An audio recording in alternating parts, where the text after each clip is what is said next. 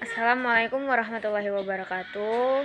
Di sini saya akan menjelaskan materi tentang pemikiran para tokoh pendidikan Islam, yaitu Al-Ghazali, Ibnu Khaldun, dan Muhammad Abduh, mata kuliah Filsafat Pendidikan Islam.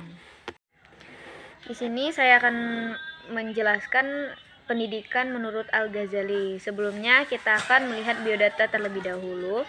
Nama lengkap beliau adalah Abu Hamid Muhammad Ibnu Muhammad Al-Ghazali. Di kalangan barat dikenal dengan nama Al-Ghazal. Kemahirannya berargumen dalam menghadapi berbagai persoalan agama menyebabkan ia mendapatkan gelar Hujjatul Islam dan Zainuddin. Dilahirkan tahun 450 Hijriah atau tahun 1058. Seperempat abad sesudah wafatnya Ibnu Sina di Tus, sebuah kota kecil di Khurasan atau Iran. Ayahnya seorang miskin yang bekerja sebagai tukang tenun sutra. Pemikiran pendidikan menurut Al-Ghazali adalah pendidikan Islam yang bercorak tasawuf. Nah, yang pertama itu hakikat pendidikan. Pendidikan menurut Al-Ghazali pada hakikatnya adalah menghilangkan akhlak yang buruk dan menanamkan akhlak yang mulia. Menurut Al-Ghazali, pengetahuan menjadi motor penggerak amal kebajikan. Yang kedua, arah pendidikan. Arah pendidikan menurut Al-Ghazali adalah pendidikan moral berlandaskan agama tanpa mengabaikan aspek-aspek keduniaan. Nah, yang ketiga yaitu tujuan pendidikan. Pendidikan ini harus mencapai keutamaan dan takarub atau mendekatkan diri kepada Allah, bukan untuk mencari kedudukan tinggi atau kemewahan. Dan yang keempat, kurikulum pendidikan menurut Al-Ghazali yaitu meliputi ilmu syariat sebagai ilmu terpuji, terdiri dari ilmu ushul yang meliputi Al-Quran, Sunnah, pendapat sahabat, dan ijma' ulama. Yang kedua yaitu ilmu furu, yaitu meliputi fikih dan akhlak. Nah, yang ketiga ilmu pengantar meliputi bahasa Arab, gramatika. Yang keempat ilmu pelengkap yakni qiraat, tafsir, biografi, dan tarikh perjuangan sahabat.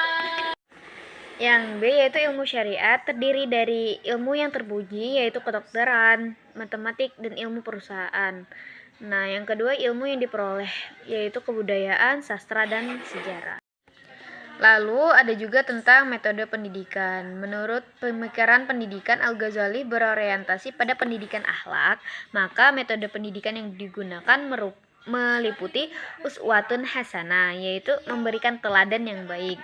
Ada juga riyadha, yaitu olah batin, dan mujahadah atau pelatihan pembiasaan ibadah. Selanjutnya yaitu Ibnu Khaldun. Nah, di sini kita dapat melihat nama lengkap Ibnu Khaldun yaitu Abdullah Ar-Rahman Ibnu Muhammad Ibnu Al-Hasan Ibnu Jabir Ibnu Muhammad Ibnu Ibrahim Ibnu Khalid Ibnu Utsman Ibnu Hani Ibnu Al-Khattab Ibnu Quraib Ibnu Madikarib Ibnu Al-Haris Ibnu Wail Ibnu Hujar.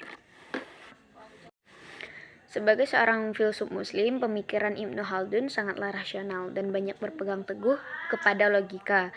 Hal ini sangat dimungkinkan karena beliau pernah belajar filsafat pada masa mudanya.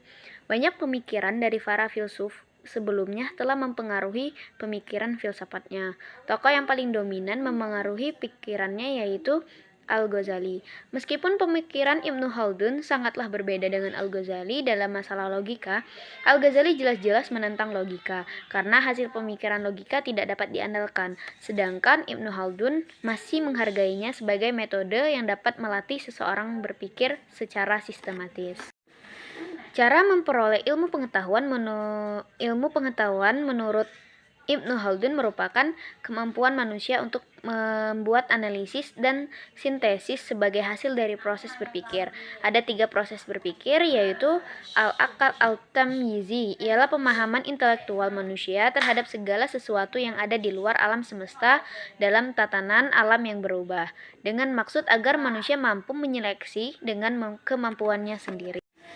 Selanjutnya yang kedua yaitu al-akal al-tajribi, yakni pikiran yang memperlengkapi manusia dengan ide-ide dan perilaku yang dibutuhkan dalam pergaulan dengan orang lain.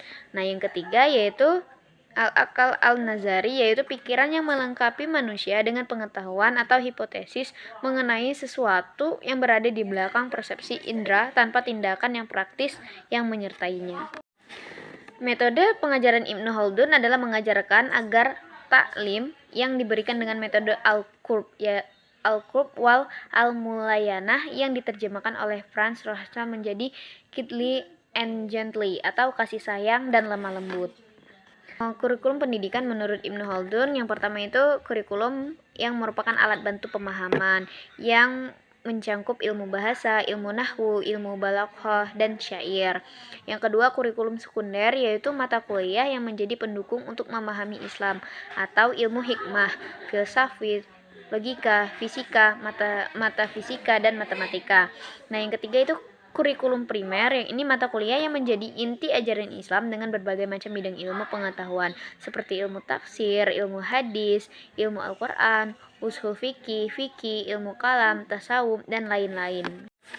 Selanjutnya setelah dari Al-Ghazali dan Ibnu Khaldun, yang ketiga yaitu Muhammad Abduh. Nama lengkap dari Muhammad Abduh adalah Muhammad Ibnu Abduh Ibnu Hasan Khairullah, akan tetapi biasa dipanggil dengan sebutan Muhammad Abduh.